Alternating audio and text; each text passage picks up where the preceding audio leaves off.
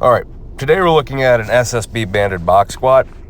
You'll notice out of the gate, the first thing that the lifter does is breathe and brace. Again, not just pushing his belly out, but expanding his rib cage in all directions. The next thing you'll notice is the lifter breaks at the knee and the hip simultaneously, but does a good job of sitting the hips back as he descends into the bottom of the lift. Now, this movement does have a large moment arm at the hip, which all that means is there's more torque on the hip and more work demanded from them, which is the idea.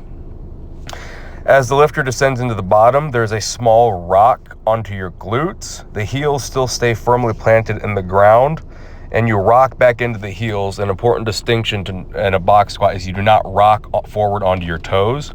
You rock into your glutes and then back through your heel as you come up. Another thing to note, that the rock back, the movement is coming from a hip hinge, not from the back itself moving. So you'll notice in the bottom, the torso is rigid and the movement comes from the hip as the lifter rocks back through. So again, on the descent, torso is rigid, rock back, the torso is vertical, the movement coming from the hip. And as the lifter rocks back through, that torso angle again, as the weight comes over the foot and there is mechanical advantage as the lifter begins to ascend. And bring the hips through at the top, as thus completing any good box squat.